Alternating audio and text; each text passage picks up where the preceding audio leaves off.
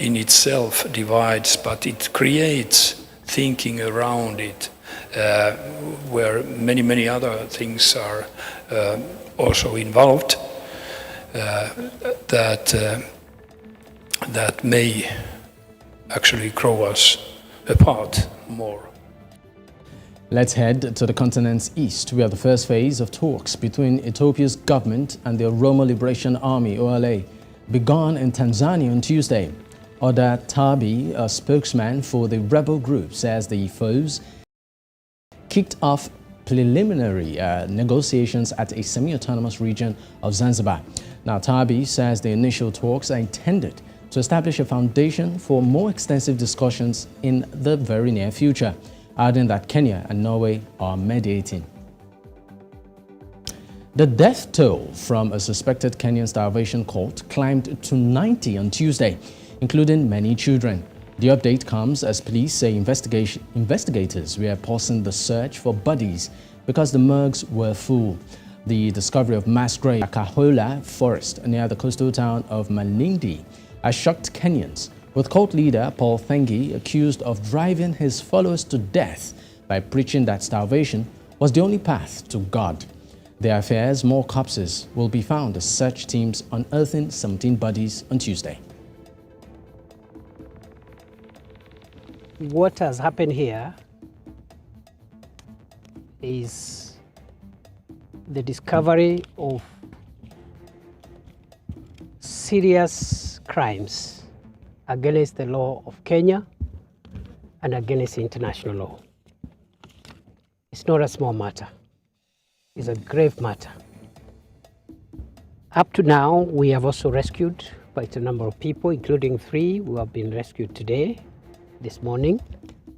And I think the figure now is around 34 of those who have been rescued alive. The purported use of the Bible to kill people, to cause widespread massacre of innocent civilians.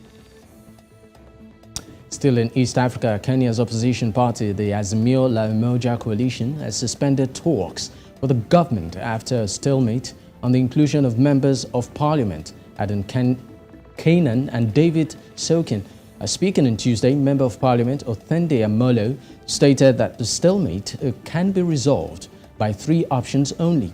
Either 2 lawmakers choose to withdraw from the team, Azimio and Kenya Kwanza withdraw their objection to the 2 lawmakers, or the appointing authorities choose to withdraw any of those gentlemen on their own accord.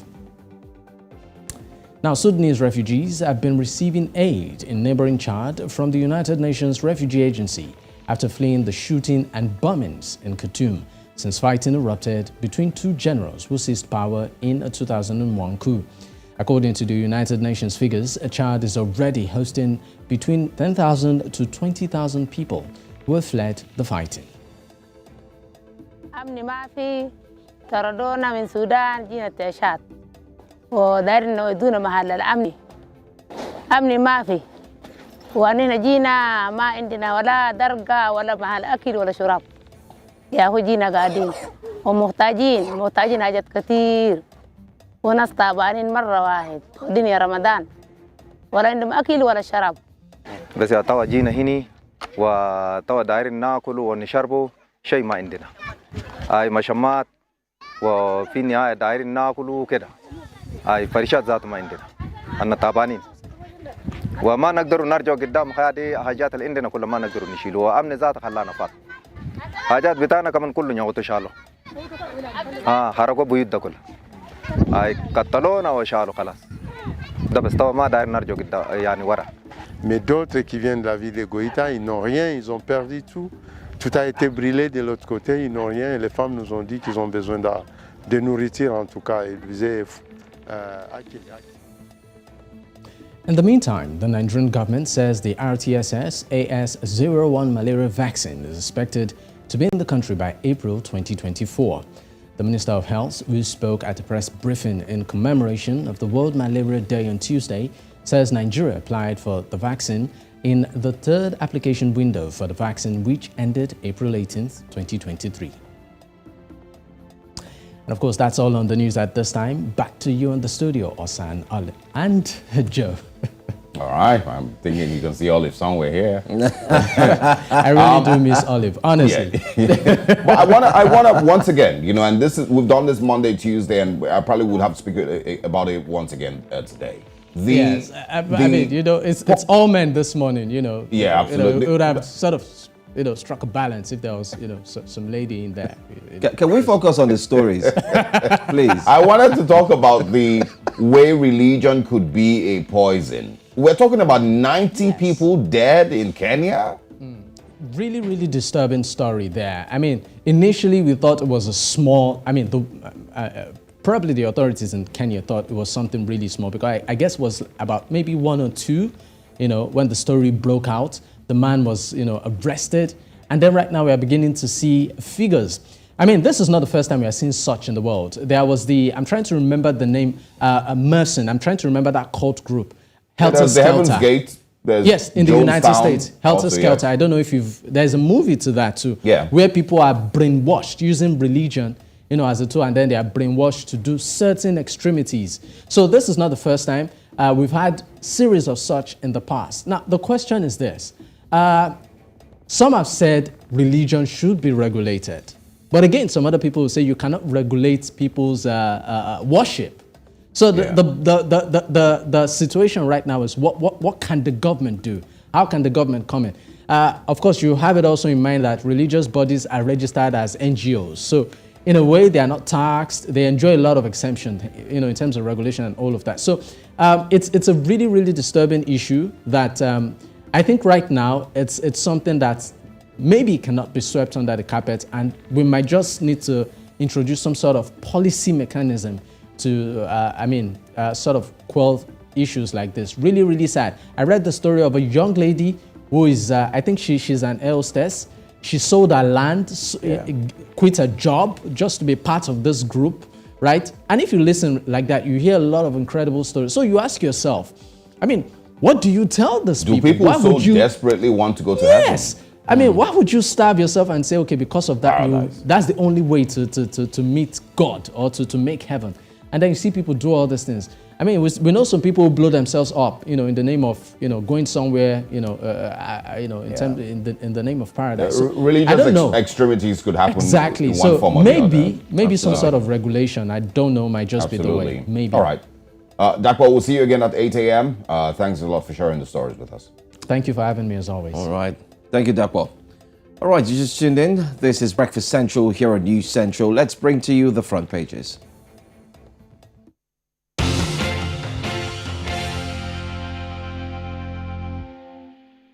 We begin in Kenya this morning, where, of course, the religious cult story is coming from. Let's see if we can find more of that on the Daily Nation. But it says here, politics rival camps have disagreed on the inclusion of 2 lawmakers in the committee.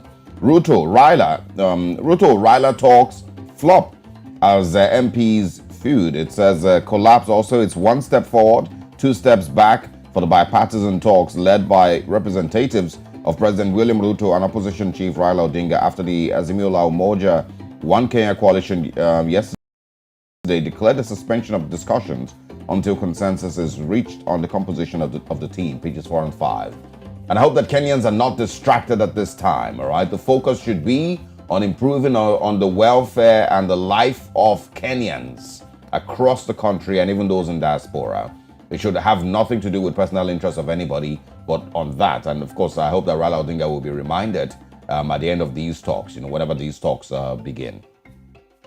Teachers rather say no to pay cut for proposed housing fund. And we can also see there 90 and counting. Police find more bodies, state acts. This is insane. Completely. Missing and suspected to be among the Sakahola victims. A picture of kids, so you can see right there. We can also find here President's 50 billion shillings weekly debt headache. And well, one of the things we likely will talk about in sports today, EPL D-Day as Arsenal Man City clash in title decider. Everyone is looking forward to that. But these are the lead stories on the Daily Nation this morning. Let's move away from Kenya now to Uganda and see what we can find. All right, let's go straight to Uganda. Daily Monitor is the paper. You can see it there on the screen, and you see someone who's talking tough. Parliament's legal committee meets president. And who are they? Well, you can see they're seated, well dressed, well tucked in, nicely looking. And what are they deliberating on? You can see the president, Yoweri Museveni, seated there and paying more than the rapt attention. And it's all about the Anti-Gay Act. The Anti-Gay Act, that's how it's back. Just last week, the Ugandan parliament said that although they had passed a motion or a bill or bills, that they would have to go back and take a look at it. And that got me thinking, like, wait, they have to go back? Like, really go back? Go back to do what? Wasn't there consultations? Didn't it pass, the readings and so on? Yeah. But anyway, that's what laws are meant to do. You can always go back and review them. Yes. Yeah. So we'll get to see what adjustments they would like to make on the anti-gay bill. We know some sounded too good, especially when they talked about the child. Remember? Yeah. When they listed that if a child is caught, and we were saying, how do you grade who a child is and who, of course, we know what an adult is, but the strict measures that was put in place for that child. Anyway. That conversation, you find it inside of Daily Monitor. Payroll scam. Auditor General announces head count. Heads must roll. In Uganda, there's payroll scam. The Office of the Auditor General will next month conduct a broad count of all civil servants in as efforts to clean the government payroll after reports. The reports are coming. Somebody's bearing two names. Somebody has his sister's, brother's, auntie's, cousin's son who's also on the payroll and collecting monthly salary. We always see this in every sector, especially in most important sectors in Africa. Ugandans trapped in Sudan return to cheers, hugs. They are back home. That's a good story. The lizard is there this week or today. The ghost workers will go into hiding. By the way, I tried peeping on the lizard and his opinion. You might want to read too. I'm sure he's going to put a little sentiment, a little one or two here or there in terms of jokes. Arrest over iron sheets, silent ministers' sirens. Arrest over iron sheets, silent ministers' sirens. Remember Kitutu? Not forgetting too. Others who were also liable and were caught scared. Investigators and cabinet sources say the arrest of 3 ministers over the iron sheet scandal, which mirror a similar crackdown over procurement-related corruption during Uganda's hosting of the Commonwealth Heads of Government meeting that Chogm in 2007, has spread fear and panic among ministers. I won't be shocked if I see a minister here live in News Central saying he just came to greet us. That'll be interesting. Over to your Sergey, man. All right. Moving away from Uganda, let's go to Nigeria and see what's on the Daily Trust news. Big story there says, of course, talking about the 2023 elections, 96% of female candidates crash out. 1,553 vie for positions, 72 win. Women clinch 3 Senate, 14 reps, and 48 state house assembly seats. Money, culture, and religion against us, say some of the candidates. Well, might have a point there, or actually do have a strong point. It is a disaster for political inclusion, says Carrie. Also, federal government yet to begin evacuation of stranded Nigerians in Sudan. Malaria, Nigeria faces $2.8 billion economic burden, says the federal government. And we can find also 29 abducted as kidnappers invade FCT village. May 29th, Kano, Kaduna FCT others get new CPs. And also, EFCC arraigns Ondo Speaker and 2 others over 2.4 million naira fraud. And these are the major stories that we can find on the Daily Trust newspapers this morning. But we're still here in Nigeria. Yeah, I like what the Daily Trust did, by the way. I like the fact that they focused on women, women in politics, and what it's actually become. Let's go to this day newspaper. You have it there on the front screen this morning. The big one there, Adamu, APC leaders visit Tinubu, consider South for Senate President, Northwest for Speaker. This is talking of inclusion. One of the highlights that was indeed touted or was mentioned by the APC stakeholders. Other interests also pushing North Central for speakership. Another opposition party asks court to stop Tinubu's swearing in 33 days to inauguration. US grants Nigerians permission to protest against presidential poll. Okay. All right. Let's look at the top there. NDDC, US firm seal $15 billion deal for construction of mega rail line connecting Niger Delta states. Osaga, here we go. Yeah. It has started. It's begun. $15 billion. Take note of today's date. Yes, today marks the day where they said, you know what, we're going to sign that deal, put it into paper.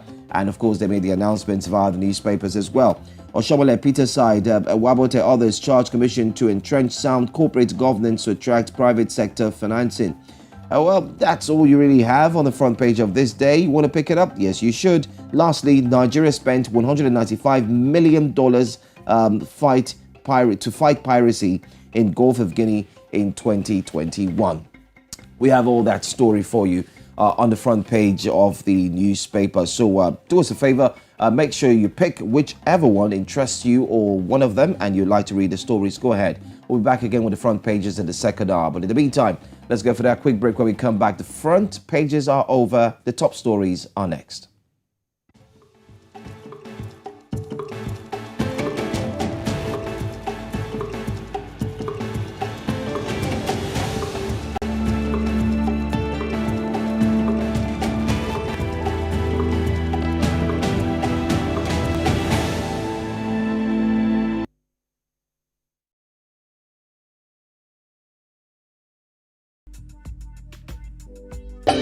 News Central ní ẹ̀ ń wò.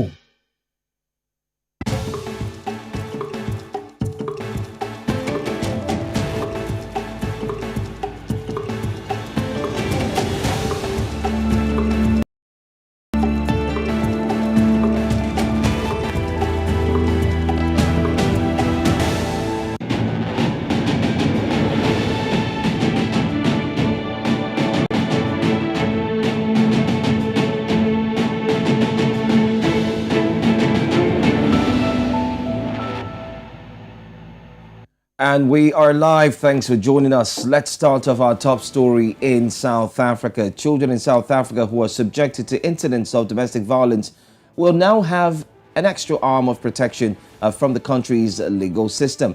The country's President Cyril Ramaphosa has signed new directives into place in terms of the Domestic Violence Act. What it means is that children who are exposed to domestic violence are now protected by the new Domestic Violence Act. Now, the Act offers a new definition of domestic abuse, which will alter how these types of cases are handled in the country's legal system.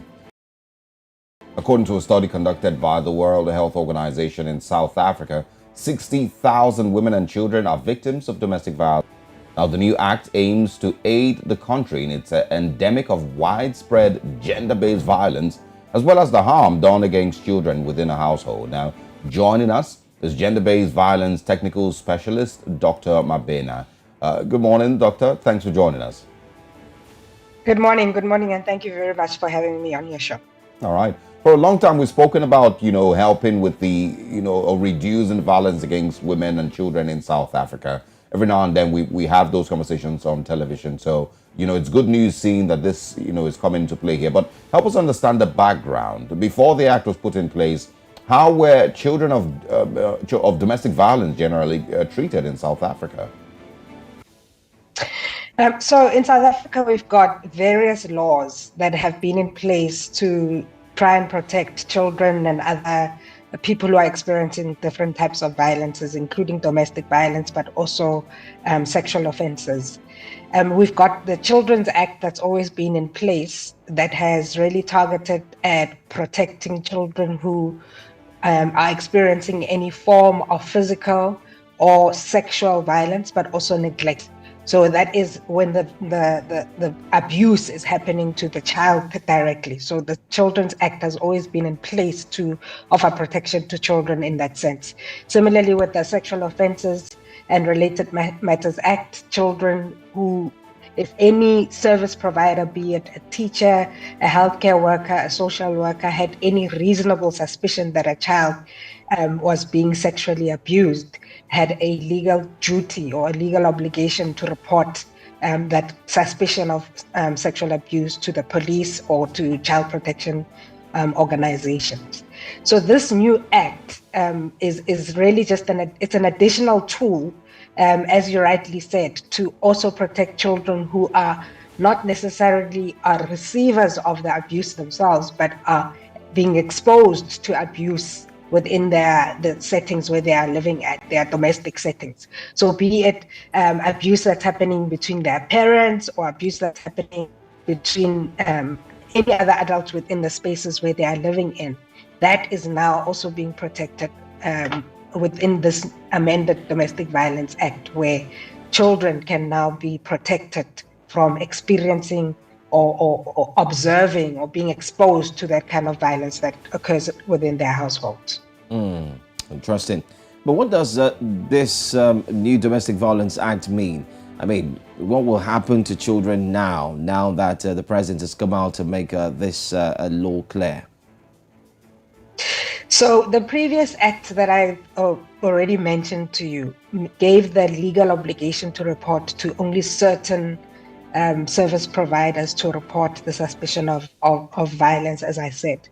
These new amendments make it a legal obligation for all adults who have appropriate mental capacities or 18 years and above, who have any suspicion of violence, but who also have suspicion or evidence or any of that sort of information that there's domestic violence happening, whether it's in their neighbors' homes, whether it's in their own homes, whether it's in a home of a colleague. Now everybody has a legal obligation to report any suspicion of that kind of violence as well. And there are legal repercussions for not reporting, and the Act makes provision for criminal charges that can be laid against any adult who does not take the legal obligation seriously to report any suspicion of violence. Of course, these are new amendments. The information and the teaching of the information is still trickling down to communities. I mean, it's still also trickling down within the systems itself, within the health system, within the police system in particular, who are the implementers of these acts. There's still a lot of police officers, especially on the ground, who themselves are not necessarily familiar yet with the workings and logistics of how to implement the Act. We've got very active civil society organizations who are assisting in training, making sure that all service providers, communities are being trained, but also civil society organizations who are monitoring the implementation of these acts to make sure that they are actually making a difference and they are not just laws that are put on paper, but they are implemented where such cases are reported, police are coming, are taking the necessary steps, are arresting whoever needs to be arrested, but the children are then placed in places of safety, or provisions are made that those children are then safe. Well, help us understand also what are some of the things that trigger, the levels of, violence against children in South Africa. Some would mention unemployment, or other social issues. But is there certain things that we're also not addressing here? Because yes, you may want to provide stricter laws to protect children, but are there other things that South Africa is not addressing? That has led to such numbers, with regards to gender-based violence and, of course, violence against children? I think we can all agree that violence, any experience of violence, gender-based violence in particular, is multifaceted. It does not have one cause, and therefore there won't be one solution. As you've already pointed out, there are many social issues that contribute, not necessarily causes of gender-based violence, but that significantly contribute, like your unemployment rates. The fact that we come from a very violent history of apartheid, where we've really tried to confront apartheid in a very violent way. We've got a very violent society just because of where we come from and how we've had to address things. So there are multiple factors that contribute to the high rate of gender-based violence. We can't also exclude toxic masculinity that is so embedded within our society. where we know all our religious systems, our political systems, capitalist systems are so rooted in patriarchy. Patriarchy itself is not a problem, but it's the toxic masculinity that is associated with patriarchy that really serves as a propellant and something that really drives gender-based violence. We have in South Africa a gender-based violence national strategic plan, which looks at different pillars, and these pillars address certain components of drivers of domestic violence, because we do appreciate that gender-based violence is not caused by one thing. In the pillars, there are different pillars. One pillar looks at accountability, coordination, and leadership, looking at what is government doing, what are other institutions doing, and in terms of accountability. The government is already putting in the laws in place to be able to tackle this pandemic, but other institutions like your private sector and everybody else, what is their role in also taking accountability and leadership and coordinating all our efforts in addressing this.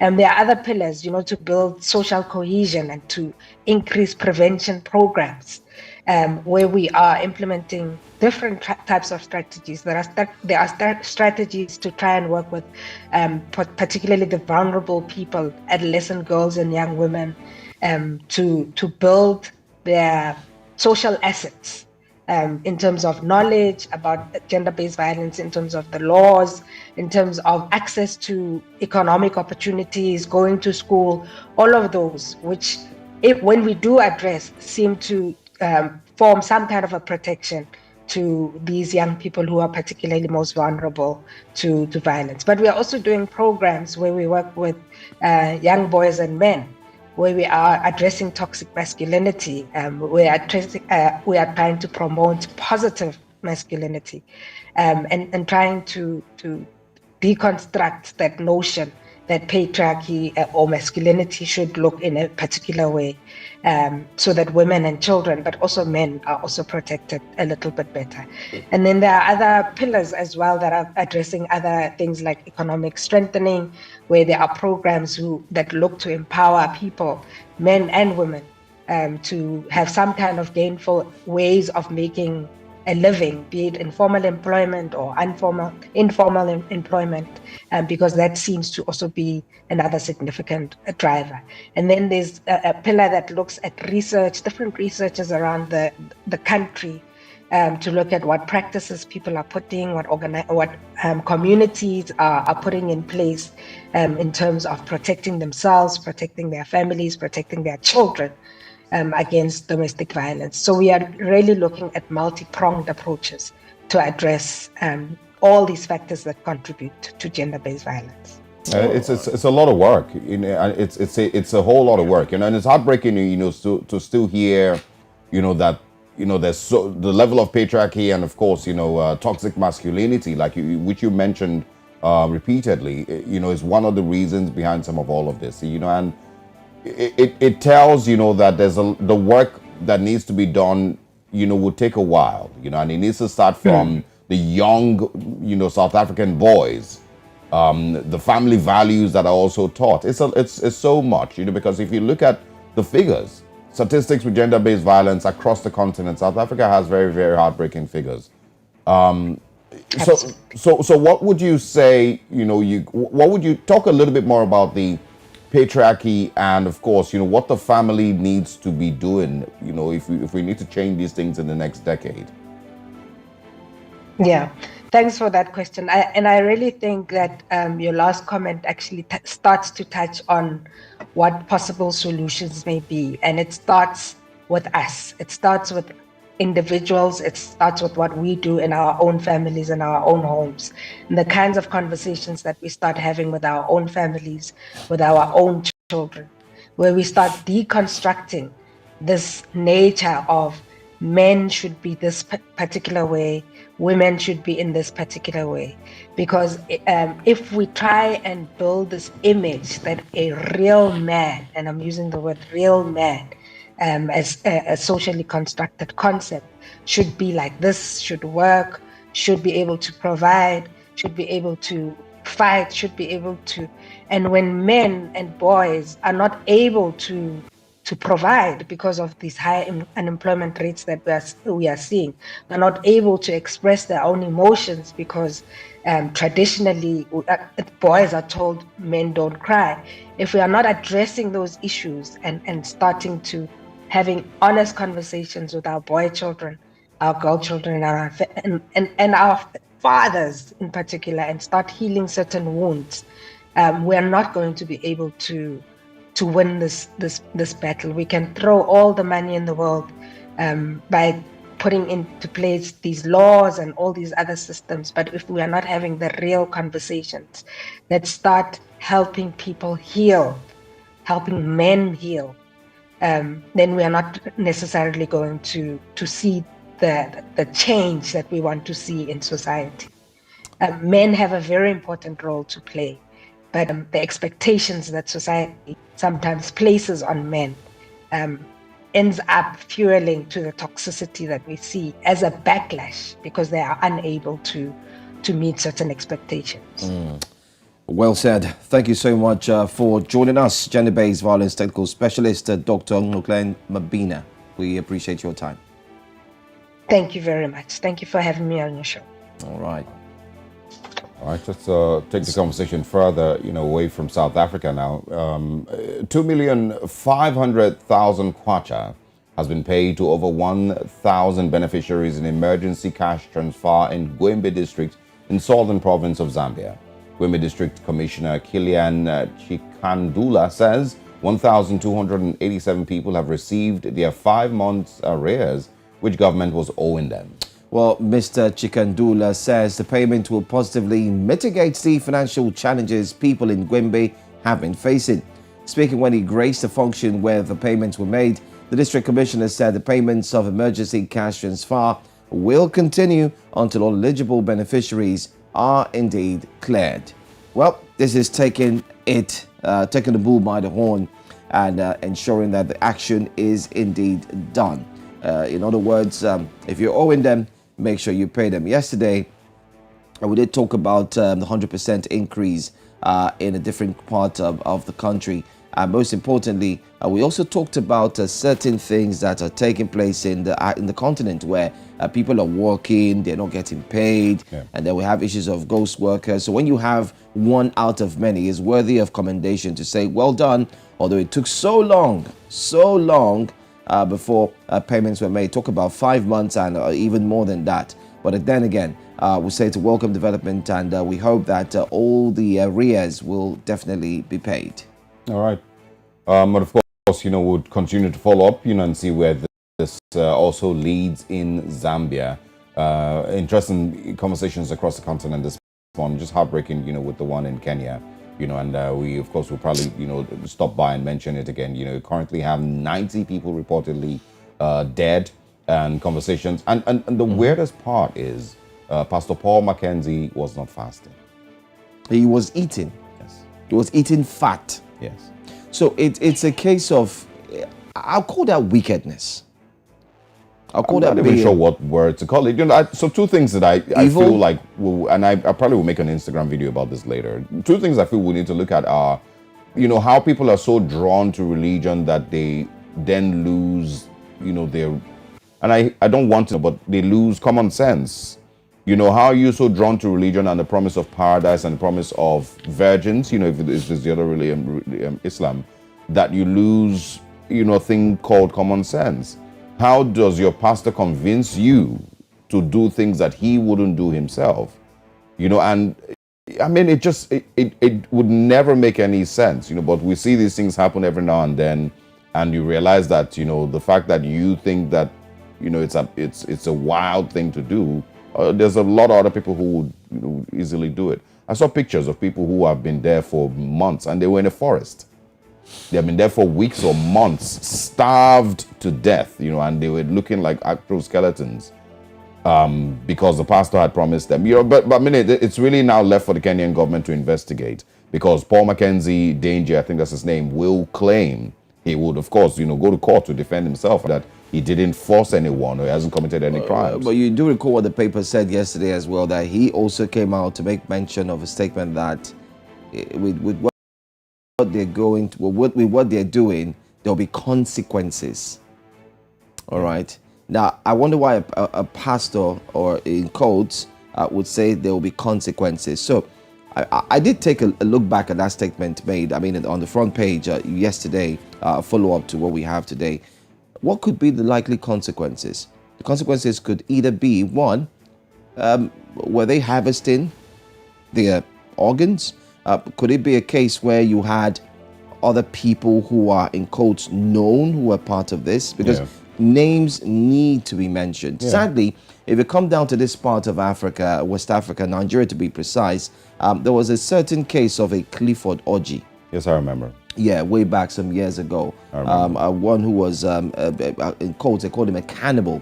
He was eating. I know it's breakfast. But he wasn't a religious leader. That's the difference. Yeah, that's the difference. But why I'm bringing this is because when he did his, he was caught.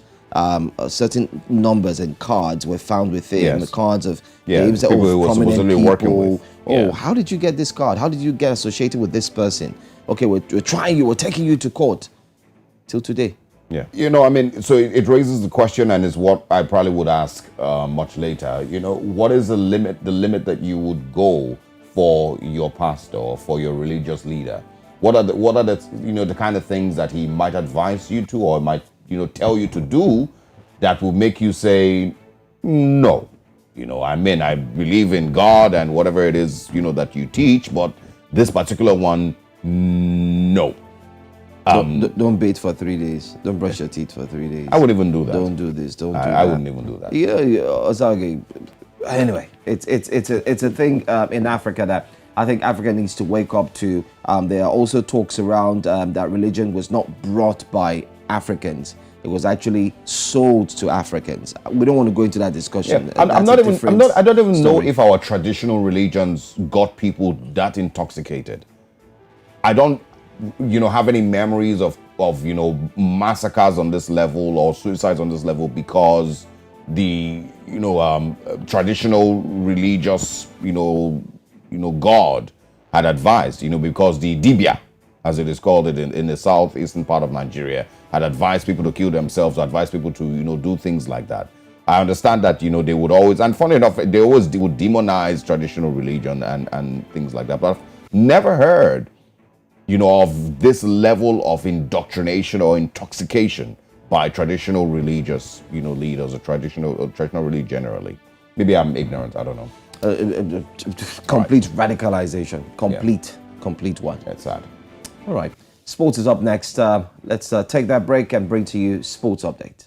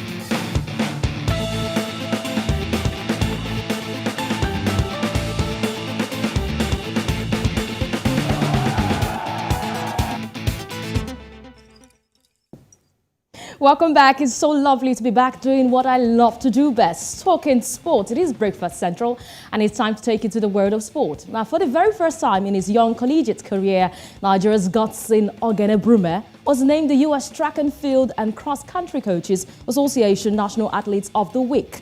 The sophomore clocked his first ever sub-10 100 meters dash and helped set a national lead at 4 by 100 meters relay, a time once again. So Ogene Brume, a native of Ughelli, Nigeria, is enjoying his second outdoor season with the Tigers this year. The 19-year-old star went into the LSU Alumni Gold, with an all-condition personal best of 10.12 seconds, just 0.9 there, plus what he has acquired before.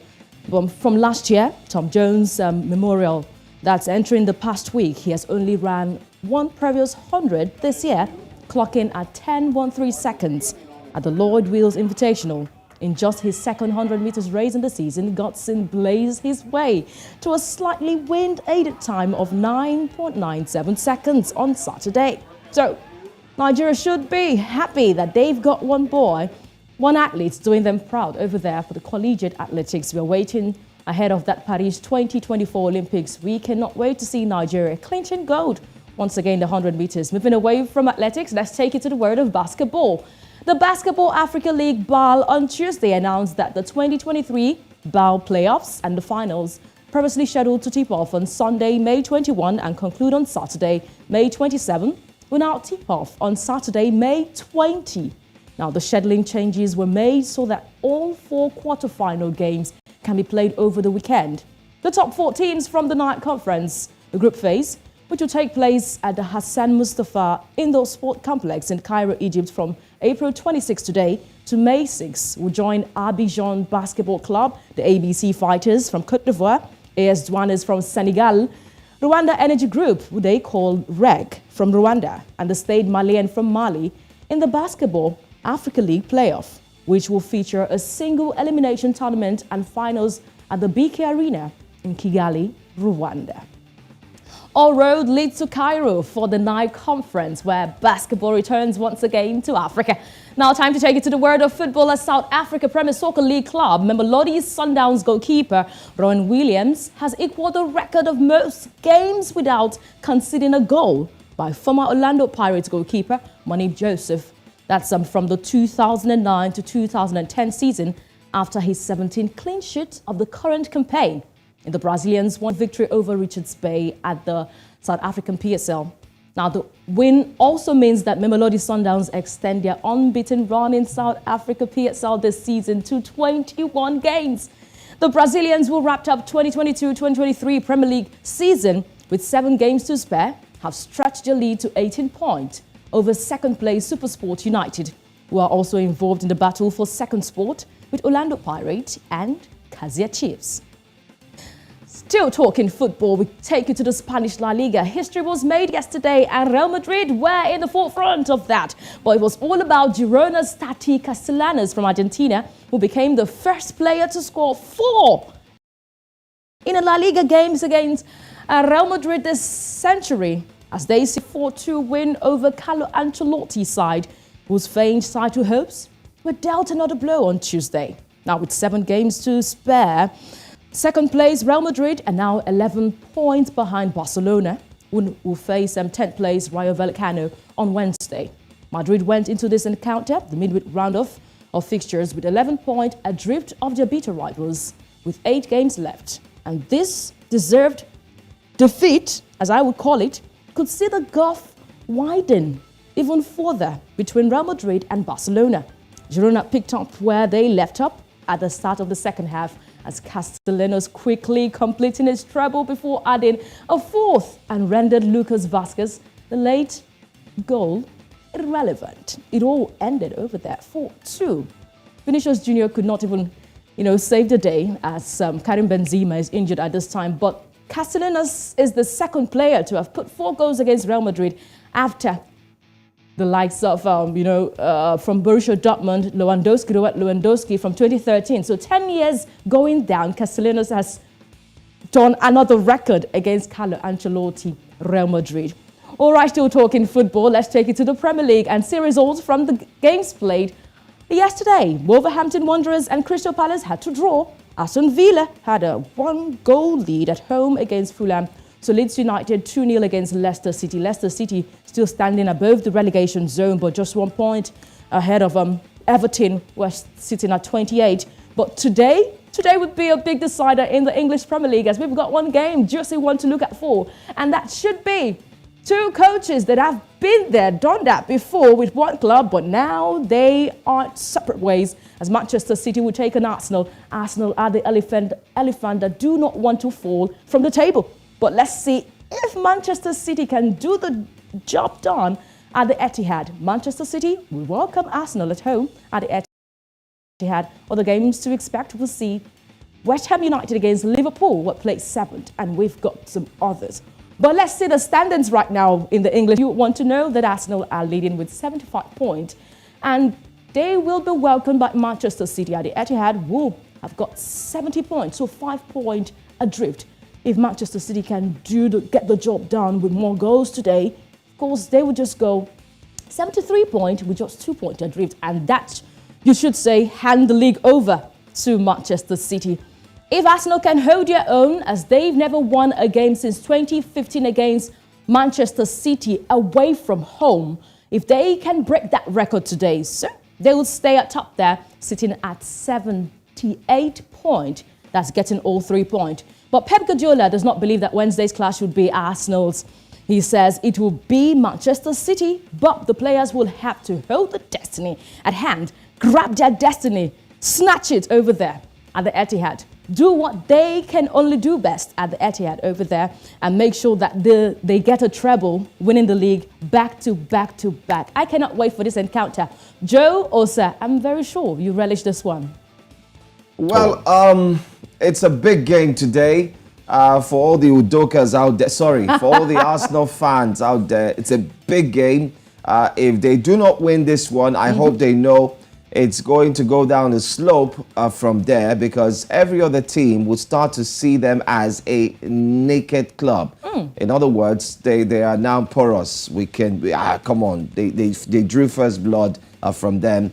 Man City has done the same. You know what? That means we can actually do it too. So that's the idea.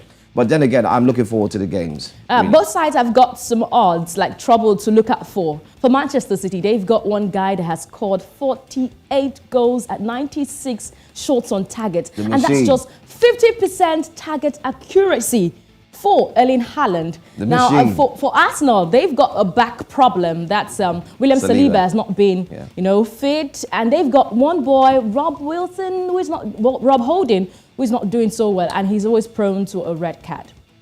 So what you're trying to say now is that Arsenal will be 3 goals down in the first half. From what that's if Manchester City would not get a penalty as their first goal. Well, I think everyone's predictions, are tilting towards Manchester City. Yeah. A lot of people are saying Arsenal really because they want to see that underdog victory and enjoy that. But, it doesn't look like it's going to be Arsenal's day. The best that they might get is a draw. And these are my predictions. The best that they might get is a draw, even if that's not very likely, but they would get, because this is at the Etihad. Yeah. So they might just get a draw. And a draw is even still not good because it's continued to reduce their chances of winning the league.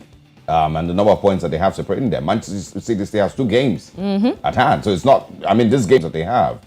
I just want to also mention that Newcastle needs to stop this nonsense they're doing and go back to the 15th, 16th position they normally are. I don't understand this nonsense dragging 3rd and 4th position with Manchester United. Who is talking? What nonsense is this?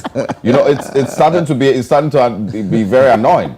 Go back to your 16th position. They've got a Champions League sport. Come on, I can't wait to see them. No, they see that 3rd.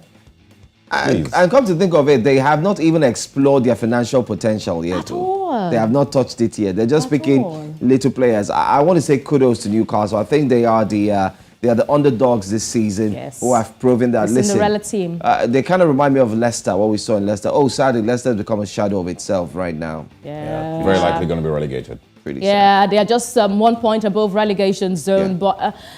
The truth is, I can't wait for Manchester City, Arsenal. I cannot wait. And remember, if Arsenal will not be able to clinch this one this season, I don't think they will have another chance. We'll be fine with that. Hey, we'll be very fine with that. Let's see what the Africans will do for them. Bukayo Saka, not forgetting too, Riyad Mahrez for Man City, who scored 3 goals in, recently, last week. So maybe that left foot is still on fire. And for Bukayo Saka, hopefully his left foot as well is still on fire. But then again, we'll get to see. Yeah. Quick thoughts on, I don't know if you have time to quickly share your thoughts on Tottenham. They had a very romantic game the last against Newcastle. What's going on? I think there is a problem with that club. If it's not spiritual, then it's psychological. Because the truth is, in the list of coaches that have been sacked this season, Tottenham occupied 2 spaces. The main coach and the interim coach, that's the assistant coach, Stellini, who was sacked recently. I'm sure there's a problem with that club, but the truth is, we can only wait and see if Hurricane will leave. Hurricane needs to leave. If he wants to win something, he has to leave that club. All right. Thanks a lot for stopping by and for these sports stories. We'll talk, about Arsenal's game tomorrow on a sports show here. Thanks for being here. You're welcome. All right. Now let's take you through a quick recap of some of the things we've spoken about so far on Breakfast Central. Yes, we stopped by in South Africa, where the president signs a new Domestic Violence Act. We also told you about the story over 1,000 benefit in Zambia emergency cash. And also this morning, the bar playoffs, a final schedule adjustment announced, and that's in sports. But there's a lot more coming your way in the second half of Breakfast Central. Fresh lawsuit hits APC camp ahead of Inauguration Day. And in war-torn Sudan, the Nigerian government begins evacuation by road. In entertainment, Diamond Platinums appointed a youth representative in Tanzania. Aha. We'll be right back.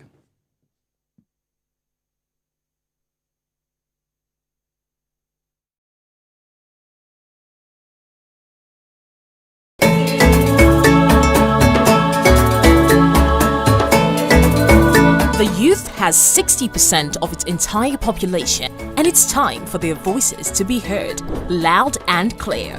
Involving the young people in nation building is not merely a question of inclusion, but one that is vital for economic growth, innovation, peace, and security. Fafanua Africa provides the platform for the teeming young and vibrant population of our dear continent to voice their concerns with one goal in mind. Provide profound and tangible solutions that will help redefine and reposition the future of Africa. Join us every Friday at 2 p.m. West African Time, 4 p.m. East African Time, and 3 p.m. Central African Time on News Central TV. Fafanua Africa, redefining Africa.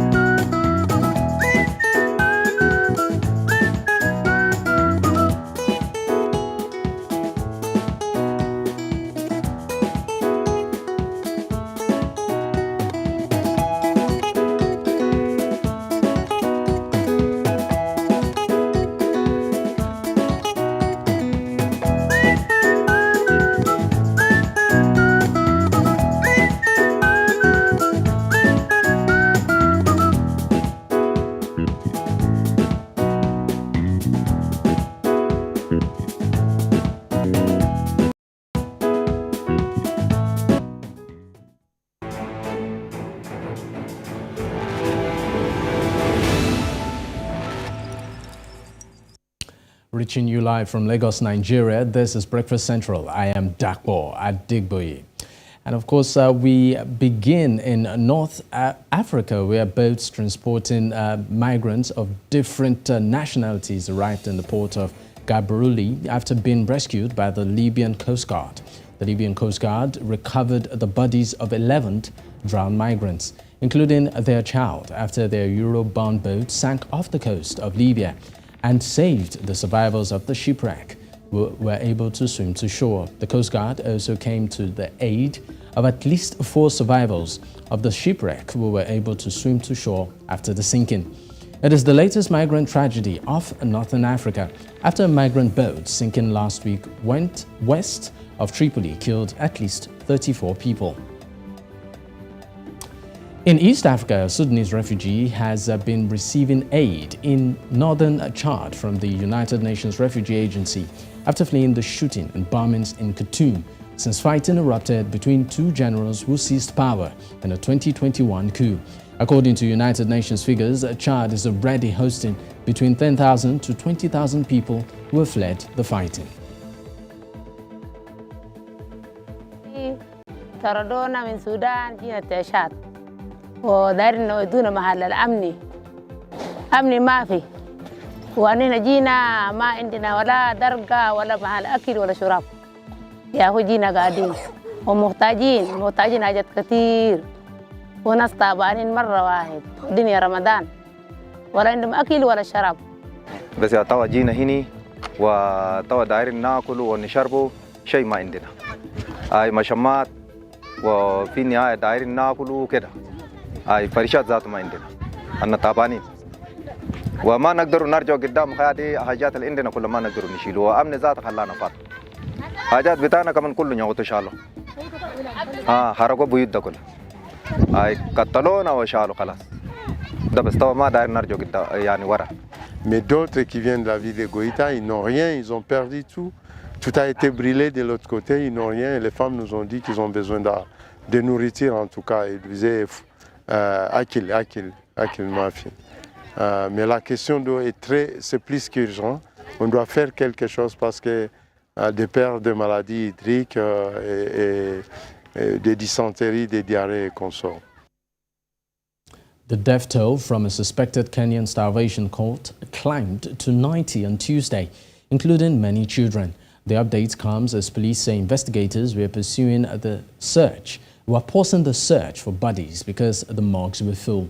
The discovery of mass graves in the Shakahola forest near the coastal town of Malindi has shocked Kenyans, with cult leader Paul Thengeng accused of driving his followers to death by preaching that starvation was the only path to God.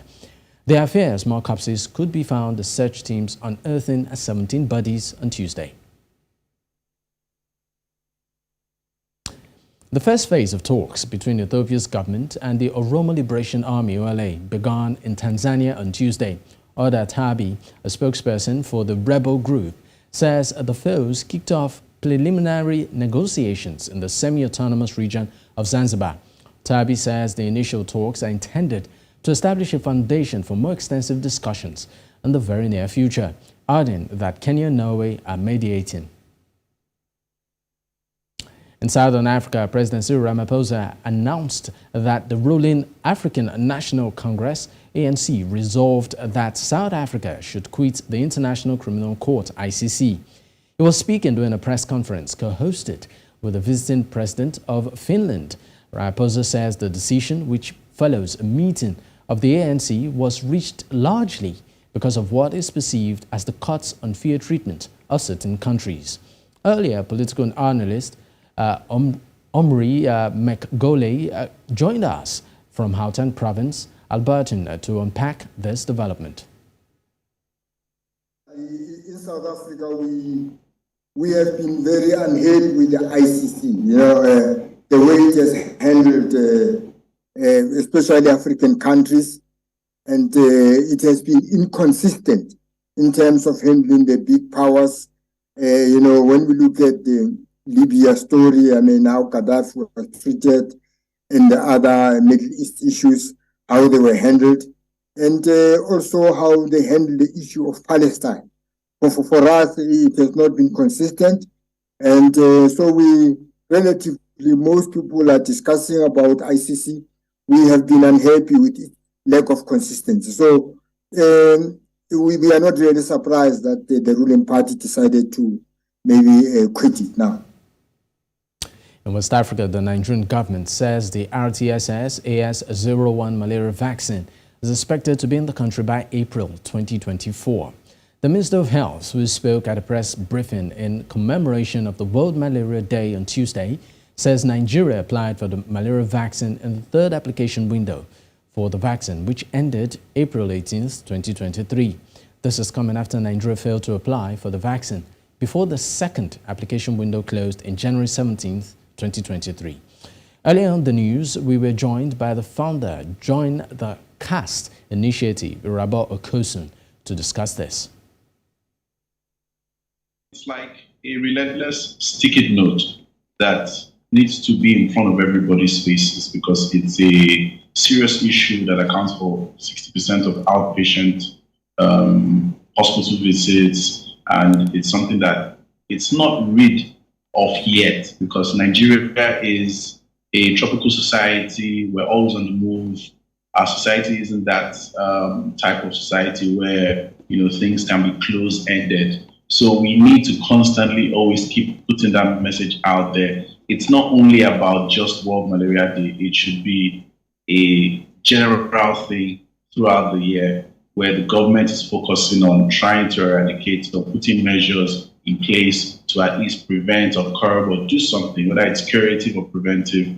I don't think we're doing enough. Yes, there are great strides that we've accomplished thus far, but it's something that we need to get rid of immediately because it's affecting the GDP and all that. And that's all at this time. Back to you in the studio. Of course, Osa and Joe. I like the way you took your time to ensure that the names are well coordinated. Highly respect that. Well done. Well done. Thank you. Thank you so much. Thank you, Dapo. So much to talk about. I mean, across so Africa. So much. But you know what? That's why we're here with Africa First. And definitely you get the exclusives here and more details. Especially, I know we're working very closely to ensure that we can get a footing into where that dreaded situation is taking place in Kenya. But you know what? We will give our viewers an update. Thanks, Dapo, for being here. Thank you for having me, as always. All right, let's go straight to the front pages for the second hour. Just tuned in. This is Breakfast Central. Feel free to drop a comment or two and let us know what you think about the stories that you're hearing. And also, don't forget, we do have our eyewitness as well. In case you have any story from wherever you are, feel free to send these stories via WhatsApp or via the email address that you would see later on in the course of the show that would be on the screen. So I would like to hear from you. Let's go straight to the front pages up next.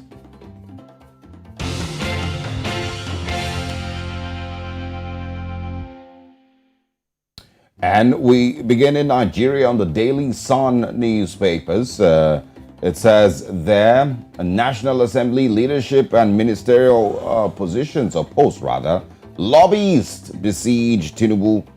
Of course, he returned to the country yesterday or the day before. As they sleep in vehicles near Sokoro home, APC chair Adamu meets president-elect in Defense House. Interesting. Ex-Minister Fani Kayode backs Kalu for Senate President, Musa as deputy. Headsmen kill Labour Party chairman in Benue. As police rescue two kidnapped victims in Delta State. A few other stories this morning. We're having challenges evacuating stranded Nigerians in Sudan. Air Peace offers to airlift victims from Ethiopia. Justice in Nigeria, slow, costly, says a report on page 27. And I think maybe one other story that we can share this morning. It says here, UTME begins. Candidates and parents complain of system malfunction and technical glitches. I think these are the stories that we can share on the Daily Sun newspapers this morning. These are the big stories here. All right, let's go straight to The Guardian, still staying in Nigeria. Funds repatriation. Airfares hit new high as foreign airlines settle for 582 naira per dollar. Page 6. If you're traveling, well, make sure you have a deep pocket because the airfares are indeed high. You're replicating Buhari's distasteful foreign medical trips. Buriwa tells Tinubu they are already talking and saying that if he's going to be traveling like this, starting off from going off for a month before he came back, then that's a replication of the outgoing president. But anyway, read up inside of page 5 to get the details. Darkness looms as TCN moves to disconnect defaulting discos, Gencos. You can read all about that too concerning power outage and the likes. Interim government constitutionally forbidden, fruit still tempting 30 years after. You can see pictures of past presidents as well. You have Sani Abacha and the likes on the front page there. And then one of the stories many Nigerians are interested in, prosecutorial challenge. Politics may set fleeing Adamawa REC free. Osage, can you believe that? So let me take it. Can you believe that? Very interesting, actually. They said prosecutorial challenge. Politics may set fleeing Adamawa Rec free. It's disrespect to the Nigerian people. That's what it is. I don't even want to drop a 2 cent on this story. I don't even want to waste my energy. I don't even want to waste the tiniest of strength that I have in me to talk about this story after we talked about it yesterday. And of course, Kunu joined us earlier, a communication specialist and of course a political analyst. And he did say it clear and simple. So if INEC cannot still find Huri wherever he is, I beg your pardon, and then this may be free, and then we heard certain monies were given to him and so on. You know what? Let's just rest. If you want to know some more, just read up about it. All right. Well, it's really heartbreaking, and once again, I feel it's outright disrespect. It's a slap in the face of Nigerians who, believe in anything like the judicial system or like, a system that works in any regard across the country. It's a slap in their face. It's really, once again, a reminder that every now and then impunity would reign supreme. And, there's almost nothing you can do about it as a Nigerian. But, it's not late, and it's not the end.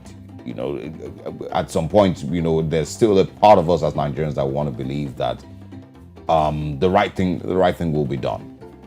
But like I said yesterday, this is not the only example of, or this is not the only person who may have committed some crime with regards to the electoral process since the presidential elections. And so I don't think we should also be so focused on this one or fixated on this one. This is mostly just because, well, this is the latest one. There's a lot of other things that were noticed in presidential and National Assembly elections that have still not been spoken about today.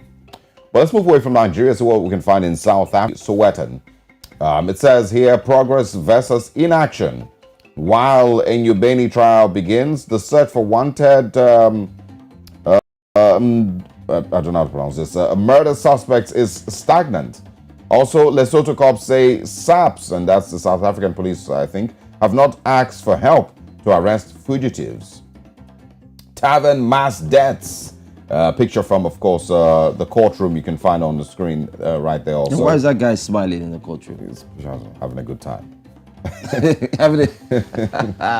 In sports on the Sowetan this morning, Sofin Daba opens up about mental health on page 8. And also, is Kolisi out of the World Cup on page 27 of the Sowetan this morning. These are the big stories that you can find happening in South Africa. I'm sure there's a lot more, of course, with the ICC withdrawal of South Africa withdrawing from the ICC, and of course that's by President Cyril Ramaphosa. What other details would we need to find? You can find out more. That's right. I think I'd just like to touch on one that you possibly didn't see. State rejects cockroach pandemic claim. Oh yeah, just see that. There was a story. I don't know if you saw that story that roaches were invading everywhere, and it was much more like a cockroach invasion. And there are many. Anyway, because of time, go pick up this Sowetan, read up, and you would get a good smile, like the man you see on the front page there, who is smiling sheepishly. Let's go straight to another one. Drop this one. Yes, Daily News front page in Zimbabwe, and opposition faces 123 polls as analysts say vote remains ZANU-PF's to lose. Vote remains ZANU-PF's to lose. Will they be muscled out of contention? Zessa says better days are coming. You can also see another story there. Applauded fans praise Nadia Nakai for co-parenting Cairo. It's a co-parenting talk. You can see more. Under fire, Dembare coach defiant, optimistic. Page 16 has that story. Pretty much nothing more from the Daily News except what we've brought to you, and this is where we call it a wrap. And we will be wrapping things up here at this moment for the front pages on Wednesday morning. Tomorrow will be a great time for you not to miss the front pages and find out what stories are indeed making the headlines. We'll go for another break, Osage. Absolutely. And most importantly, we'll bring to our audience the top story, and we cannot wait to talk about it, okay? So stay with us.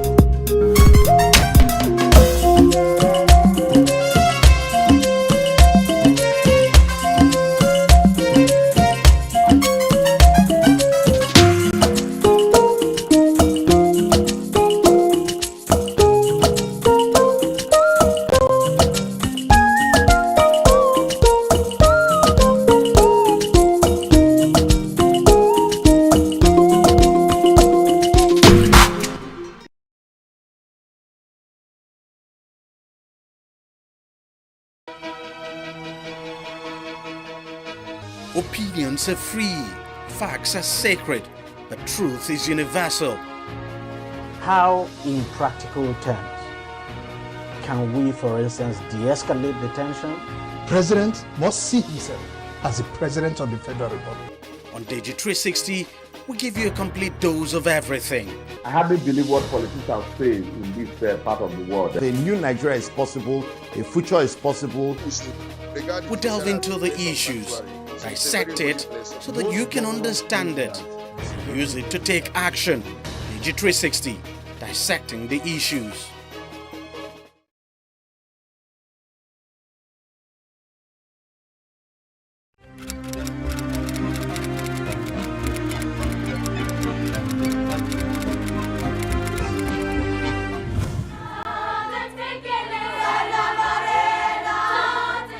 Our youth are the most important national asset that we have.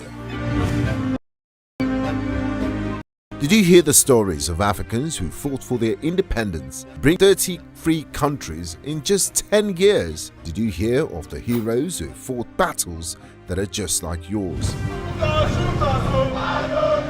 They courageously marched against bad governance, police brutality and oppression. You're not the first in these battlefields. Amazon is in green. Camacho Quinn second from the left. The Olympic champion's been left a little bit at the start by Armstrong. Those stories may be hard to find in the mix of foreign priority, perspective and agenda, but our stories will definitely find future generations. The fearless generation of tomorrow will know the battles that we are fighting and the giant strides we're making in technology, art, music, movies, business and more.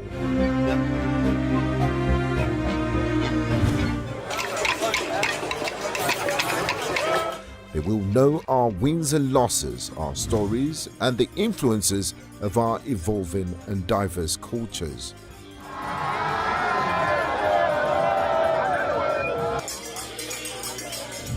They'll learn from our mistakes, appreciate our progress and build on successes.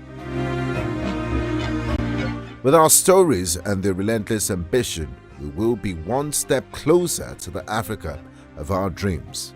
Because whatever happens today across Africa, News Central will amplify those stories that define our times. News Central Television. We are Africa first.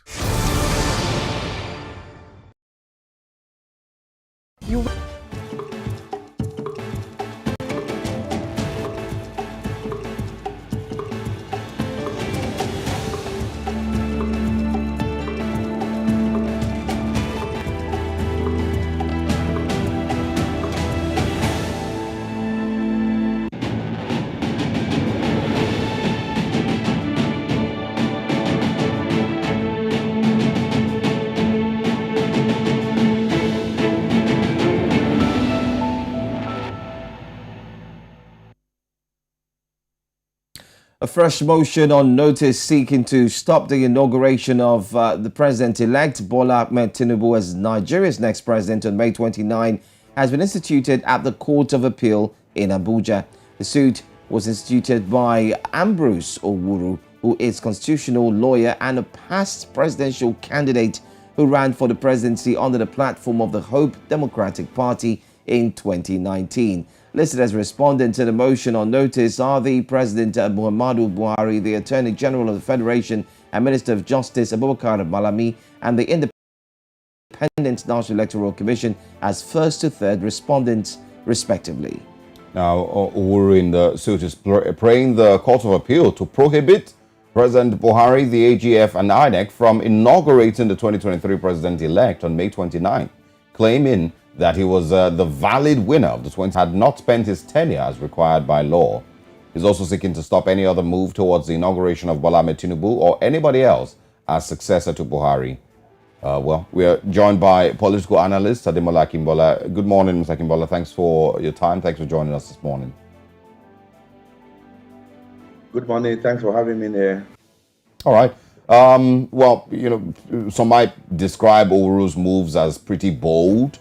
Of course, asking that the courts do not inaugurate the next president and make him president instead. He claims that he did, he won the 2019 elections. But let's first of all get your thoughts on, as Nigeria moves closer and closer to Inauguration Day, May 29th, about 33 days. The president-elect arrived in the country a day ago or 2 days ago, after, of course, a brief holiday.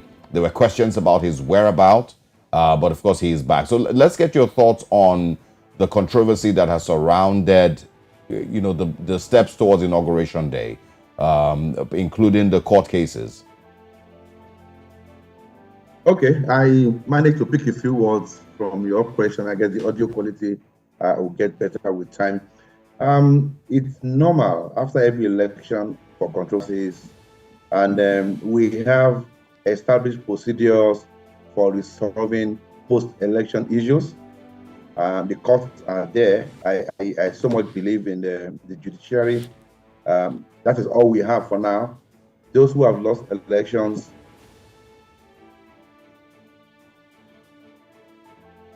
they've filed expedited action in treating these petitions, and we all should just try as much as possible to keep the peace at this time.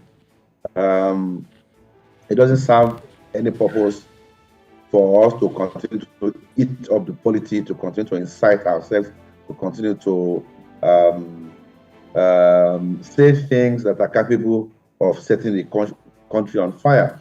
So yes, the election has been won and lost, and the courts are going to get busy. The tribunal is going to get busy. Let's put all our hope and all our trust in the judicial process.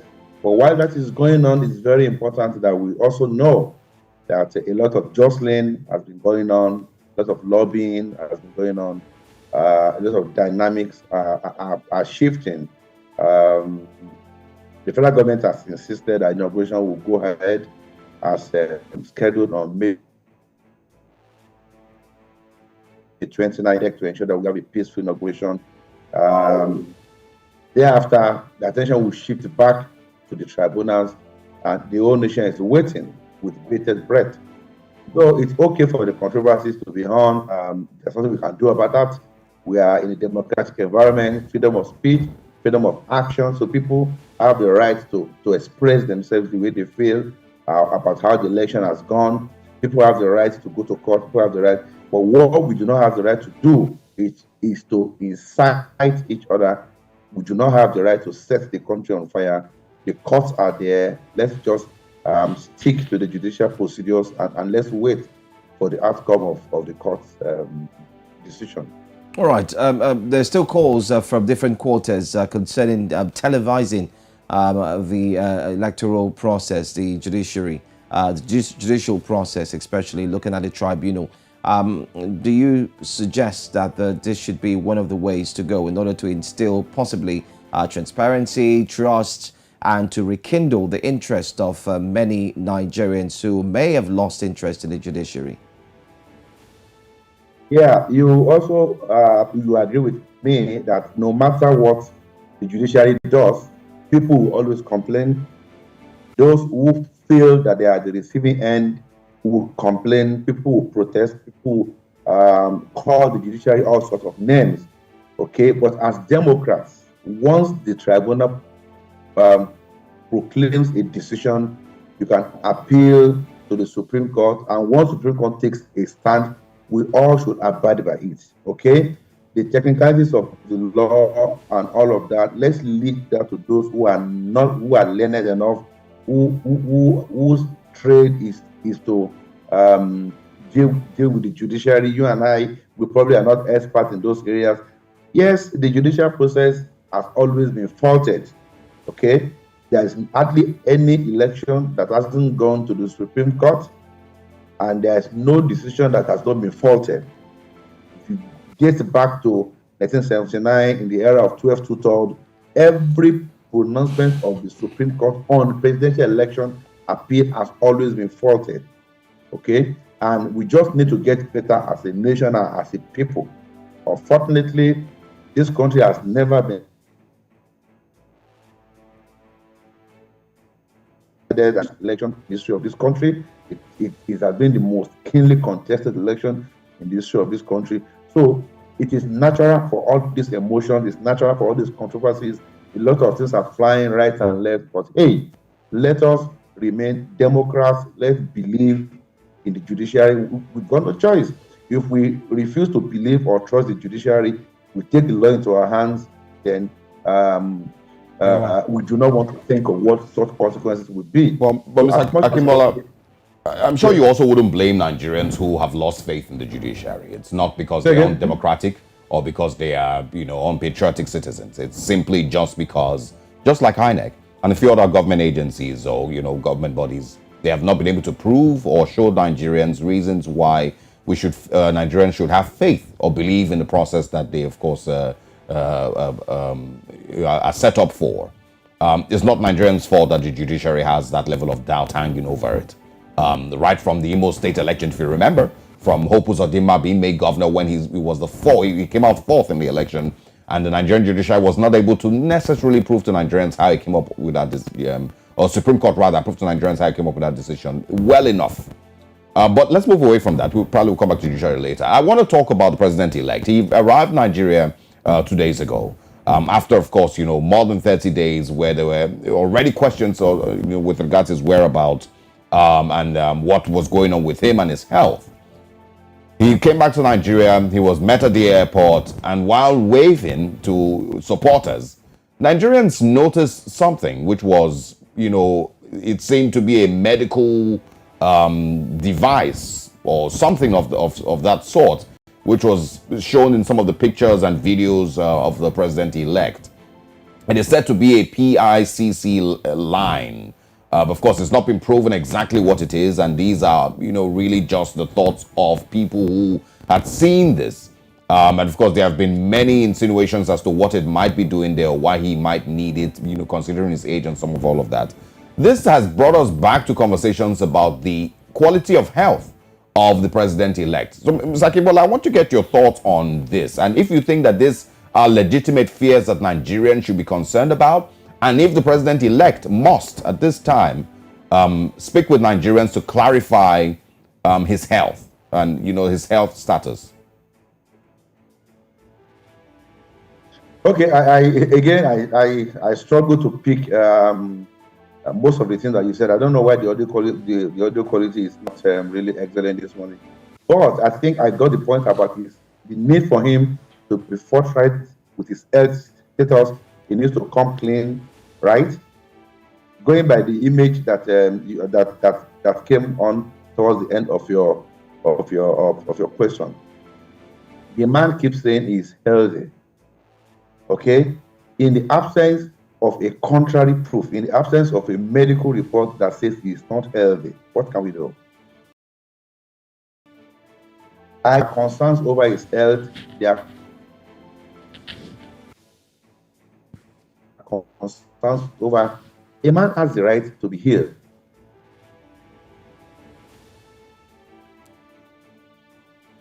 And I believe his body will tell him it's not up to it. And definitely, with time, he can't continue to struggle. Okay, so I understand the concerns. I understand, but for now, we don't have any medical report that satisfies him unfit to be in office. Okay, there's no medical report that says this man cannot be president.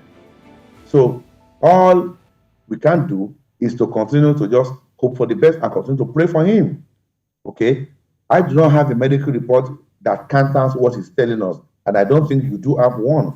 Okay, so the concerns are valid, the concerns are legitimate. Nigerians have the right to be concerned about the health status of the president-elect. Okay, but if the man says he's hale and hearty, he's strong, what can we do about that? There's nothing we can do. I mean, but would you think that maybe we should go further as a country and verify? These are some of the things that we should actually put to question, not just take the word of mouth of these persons, but actually I mean, if you're going to work in, for example, there are certain companies that you would want to work in, and before you get fully employed, after you've been given you've been employed, you go through health checks. And this will be done by the company's health facilities or a facility that is directed to you by the company. So do you think we should maybe do that with regards to the presidential seat?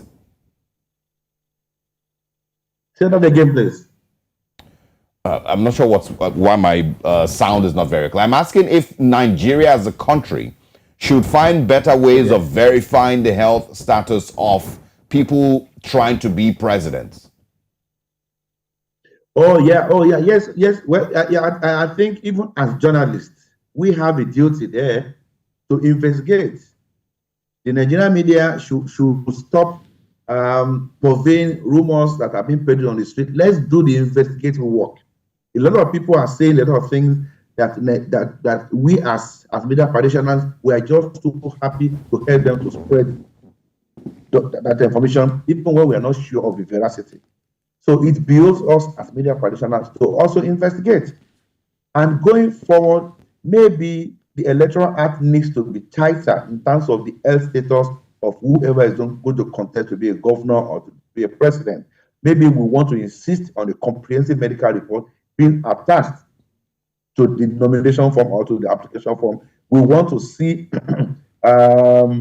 a medical report as issued by a government hospital, certified government hospital, not just a private clinic.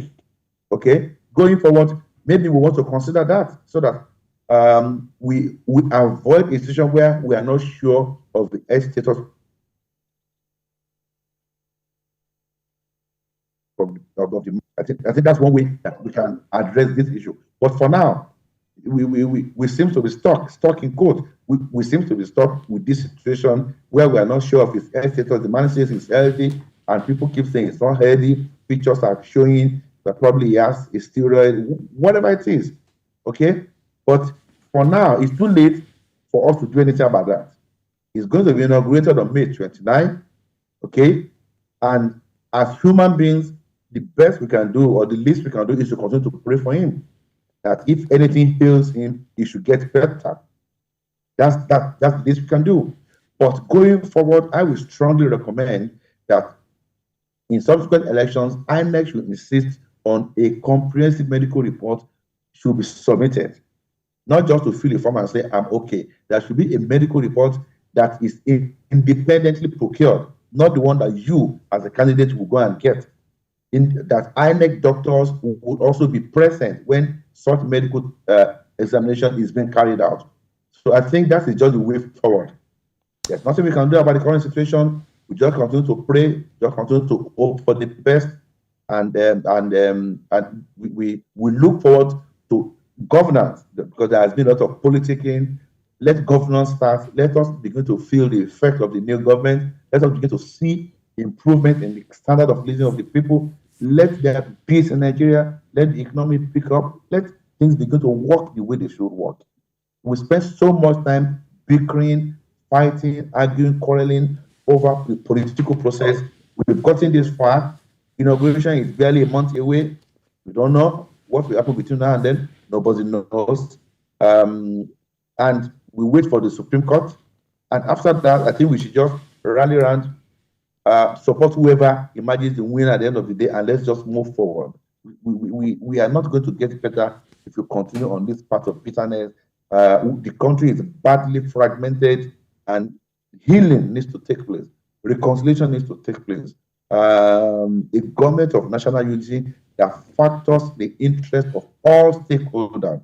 Whether they voted for you or not, everybody should be brought on board. All right. And let's move Nigeria forward. Yeah. All right, Ms. Akimbola, well, I think we'll have to wrap up here. We thank you very much for your time this morning. We look forward to bringing you in again, maybe just before Inauguration Day proper. We'd like to speak with you again and, on updates, at that time. Thanks for your time. Yeah. All Have a good day. Thank you. All right, the federal government of Nigeria will today commence the evacuation of about 5,500 Nigerians, including students stranded in Khartoum and other cities in Sudan. To facilitate this move, the federal government has released 150 million naira for hiring of 40 buses to convey its desperate citizens from Sudan to Cairo in Egypt. All right, there you have the payment receipt that was indeed circulated on social media there. Although I seem to have a challenge with circulating payment receipts to the public.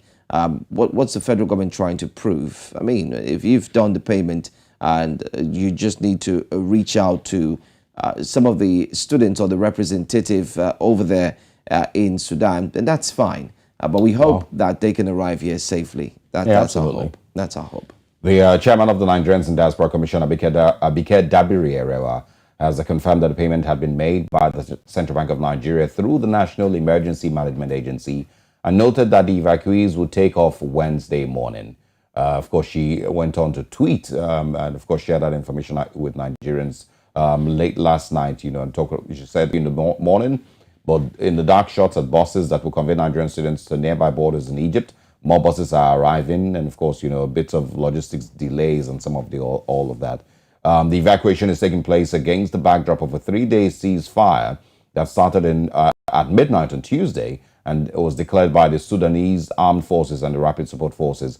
Foreign countries are also taking advantage of the temporary suspension of hostilities to move their nationals from Sudan as deadly fighting between the two forces entered its second week. The reason, I would say, behind sharing payment receipt with Nigerians by, of course, Abike Dabiri or whoever it is that shared that, is once again because of the trust that Nigerians have or Nigerian government has with its citizens. Because over and over and over, the Nigerian government and its agencies have failed to assure Nigerians. And here's the thing, there would always be doubters. There would always, no matter how good it is that you perform, there would always be people who would speak, negatively, about your work, no matter how great it is. But the thing is, your focus should be to continuously do the work that you've been appointed for, and at the same time, continue to convince Nigerians and let Nigerians have trust and faith in the process that you have been appointed, to handle.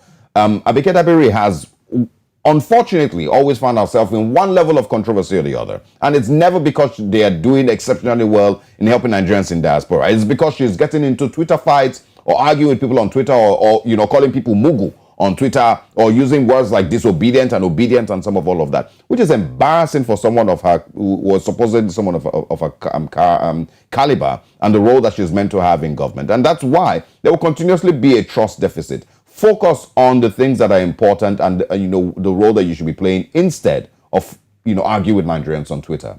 All right. I think I need to cool Osage down in between.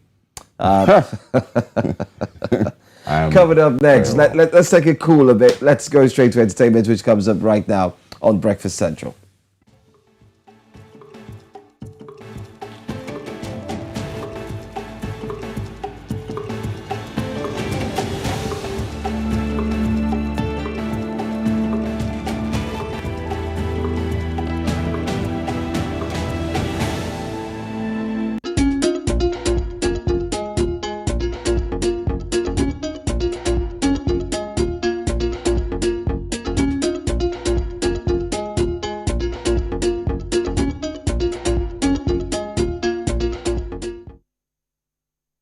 All right, let's cool things down with entertainment. Let's begin in East Africa, where Tanzanian singer Diamond Platnumz has just landed a new government job in his country. Now, the Zuena hitmaker has just been appointed by the Tanzanian President Samia Suluhu as a member of the country's Malaria Council. Now, the announcement made by the country's Minister of Health, Umi Walimu, was to mark the World Malaria Day. Now, Platnumz was appointed as a youth representative and ambassador for the council. The Wasafi label boss was nominated on the criteria of having a large following on Instagram, with the belief that his message will reach many people in less than a second. Now, born Nasib Abdul, the East African star boasts an impressive record as one of the most streamed African musicians. Now, Platnumz has amassed an incredible 15.9 million followers on Instagram alone, 1.3 million on Twitter, and 7.64 million subscribers on YouTube. Now, Platnumz is not the only star as a part of the country's National Malaria Eradication Council. In fact, he will represent the male artist, while actress and entrepreneur Shiloli will represent the females. Now, this is good news for the Bongo Flava artist, who's set to take the Balafon Afrofest 2023 festival, scheduled for the 29th of April in Berlin, Germany. So this one is super good, but of course, we know how influential Diamond Platnumz is in East Africa and the work that he's doing. So we're looking forward to seeing, of course, what this will do flu, in their country, especially because we're fighting towards something as strong as malaria. All right, but let's move to this one. Heavyweight British singer Ed Sheeran is facing some legal trouble in a copyright trial against his song Thinking Out Loud. Now, the 2014 mega hit song is alleged to have included parts of Marvin Gaye's 1973's hit Let's Get It On. Trial officially kicked off in a Manhattan federal courtroom just yesterday, the 25th of April. Now, although Marvin Gaye and his co-writer Ed Townsend are late, it's the family of Townsend who are listed as plaintiffs accusing the multi-award-winning singer of plagiarism. Now, the legal team of Ed, in fact, who was in court, by the way, argued that the sounds used in both songs are common in pop music, saying, and I quote, "No one owns basic musical building blocks." Now, it's not the first high-profile copyright lawsuit in recent times. In fact, recall that in 2015, Marvin Gaye's family won a $7.4 million copyright infringement lawsuit against singer Robin Thicke and producer Pharrell Williams for their hit song Blurred Lines. Now, Ed Sheeran also isn't new to these cases. The 32-year-old star won in 2022's case over his song Shape of You. The Halifax-born singer was also sued in 2016 over his single Photograph, which was settled out of court. Now, later after winning the previous case, he said this. Now, he says, and I quote, "It's really damaging to the songwriting industry. There's only so many notes and a very few chords used in pop music. The coincidence is bound to happen if 60,000 songs are being released every day on Spotify." He says that's 22 million songs a year, and there's only 12 notes available. Now, he also added that I'm not an entity, I'm not a corporation, I'm a human being, I'm a father, I'm a husband, I'm a son. Lawsuits are not a pleasant experience. And now that was well put together, honestly. But as regards this new case, Ed himself is expected to take the stand and testify in this trial that many believe will take up to 2 weeks. With all eyes, of course, watching. If you see the paparazzi pictures of him in court yesterday, you could see from fans to tabloids, paparazzi. In fact, the entire world will be watching this one. It's also a jury case, so the carefully selected group will decide his fate by focusing on the melody, the harmony, and the rhythm of both songs in dispute.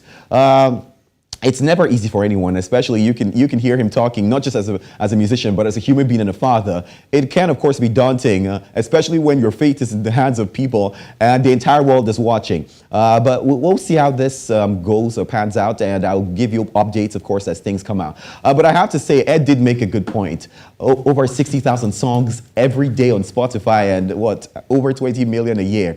That's a very big number. It's easy for songs to sound alike. But I have to bring, of course, Osan Joe into this. I don't know. Marvin Gaye, of course, 1973, that's a long time ago. I wasn't born. But what are your thoughts, honestly? How did that song go again? Give me yourself to me. No, let's get it on. Let's get it on. Yeah, let's get it on. Yeah. It's so I don't know. I mean, and then Ed Sheeran's Thinking Out Loud. Nah. Similarities. No. I don't know where there's any similarities in both songs though. But the thing is, I don't think there's a time frame with which you can, sue or seek, legal backing or damages for copyright infringement. But I also do not believe that Ed Sheeran. Well, they will be fine. I don't know. They will. My concern is the fact that it's not any of the writers, of course. Marvin Gaye is late, as well as the co-writer Townsend himself. But that's a family. I'm like, yeah. Oh yeah, families do that. Families do that. You see, that's why in a structured society, when it comes to music copywriting, a structured society will make you more money even when you stop singing and performing. We've so many names. Nas, the rapper, his daughter is still feeding off his old albums, Illmatic, Stillmatic, till today. You also have so many artists. Brandy will keep making more money even though she's not singing anymore. But Africa, I'm happy structure is starting to come and structure is starting to be put in place. But we hope that we'll get to that level where if an artist like Davido stops, singing, right, he can still make timeless money, right? Yeah. There you go, brother. Yeah, in the spirit, brother. All right, Ed Sheeran will be fine. I'm sure they'll sort themselves out in court. Thank you very much for great update. Sam Dan. Thank you for having me. All right. Now to share with you what comes up later today on News Central TV. Yes, at 11 a.m. West African time, we're bringing you Business Edge. 2 p.m. Village Square, Africa. And of course, 7 p.m. West African time, Politics HQ is coming your way.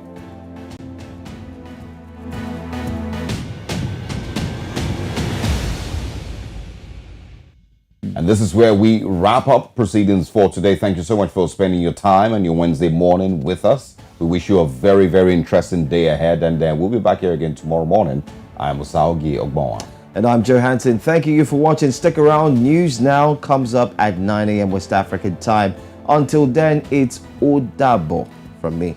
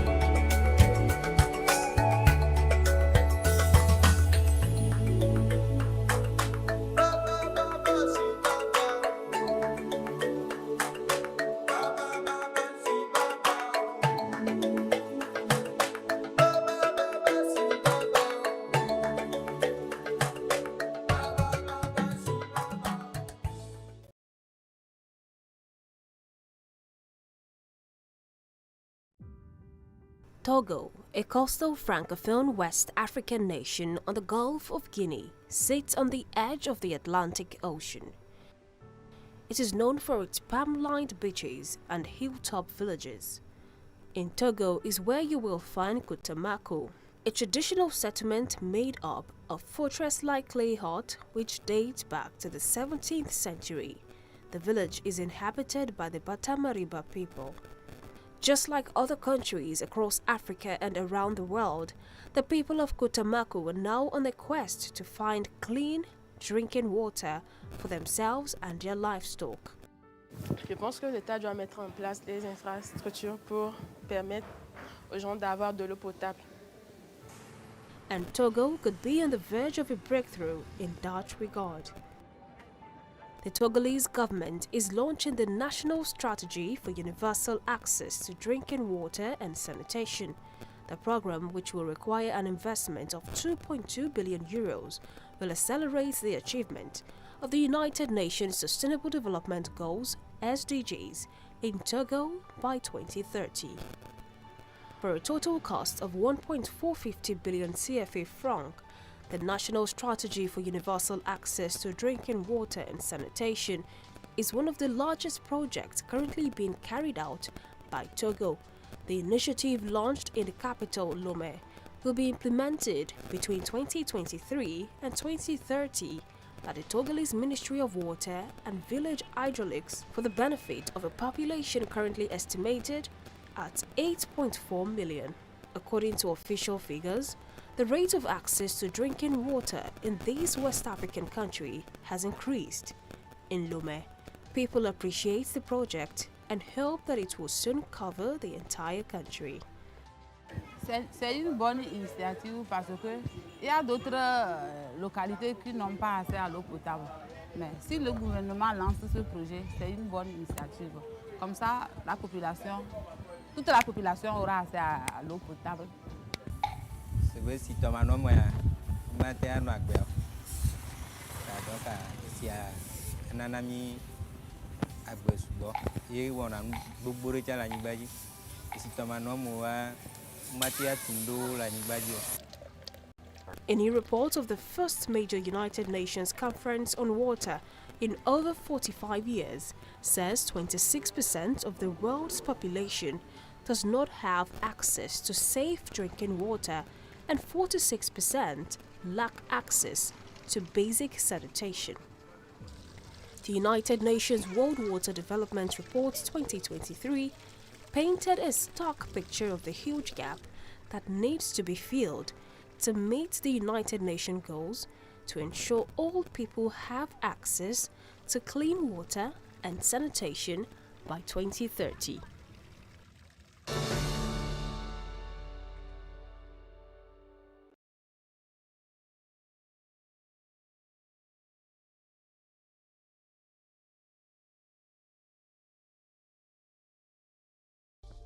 Mayotte is the fourth island of the Comoros archipelago off the African coast that France held onto after an initial 1974 referendum. As a result, Mayotte enjoys better health and education system with superior administration as against other islands.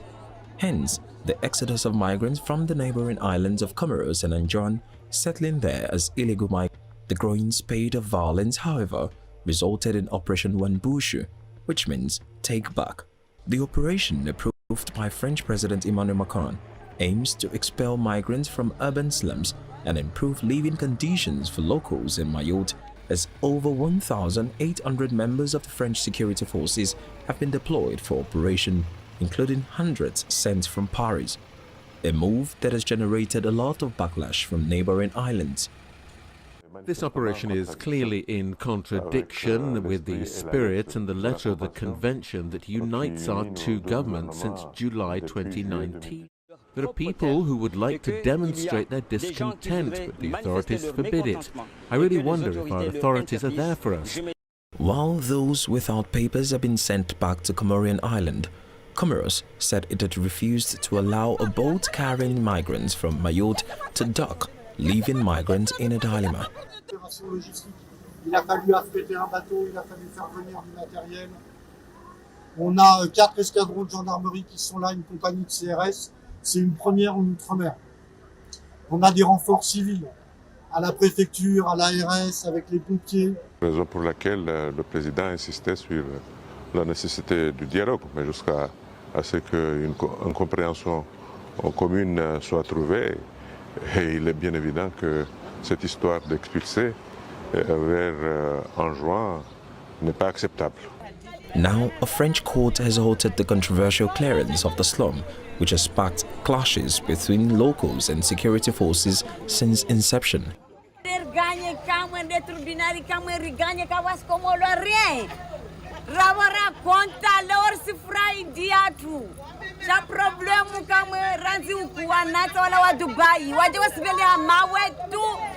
Around half of Mayotte's estimated 350,000 population is said to be foreign, most of them Comorans. With the latest development, it appears that there is no going back for Paris towards Operation Wambushu. Ni Omani, reporting for News Central.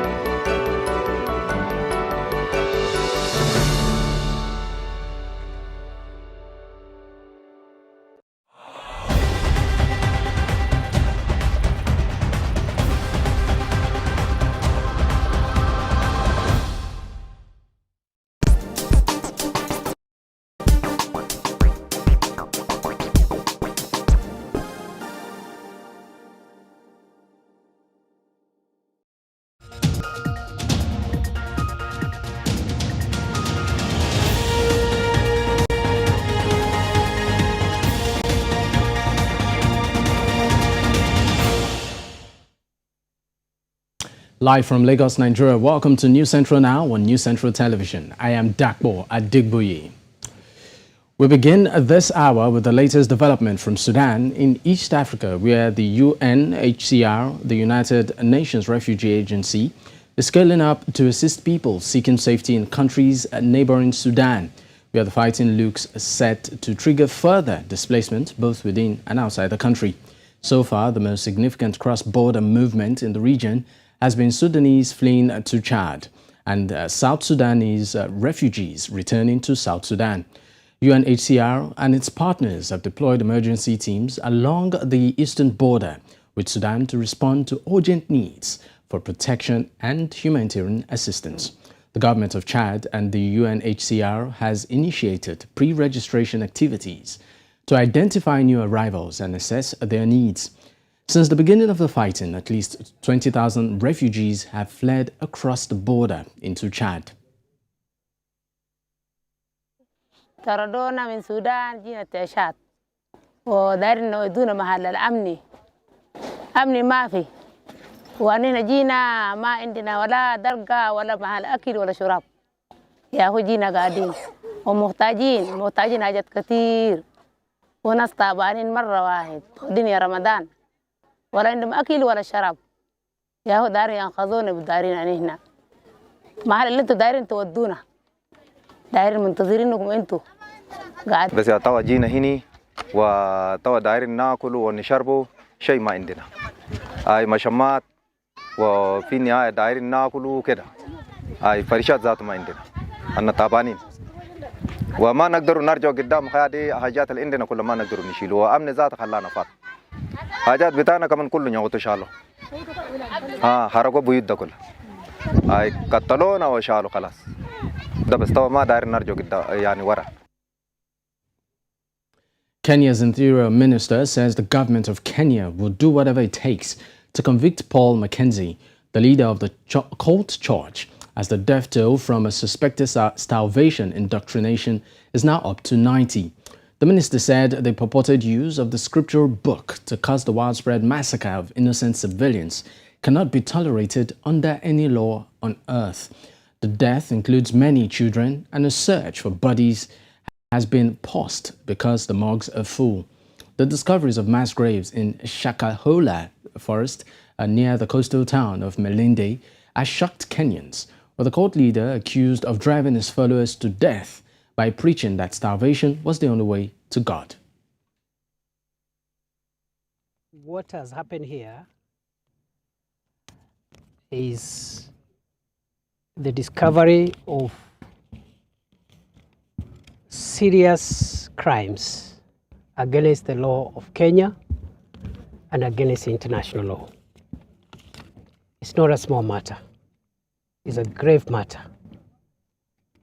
Up to now, we have also rescued quite a number of people, including 3 who have been rescued today, this morning. And I think the figure now is around 34 of those who have been rescued. The purported use of the Bible to kill people, to cause widespread massacre of innocent civilians, cannot be tolerated under any law on earth and even outside this world. It cannot be tolerated. The government of Kenya will do whatever it takes to make sure that we convict Mr. Mackenzie and all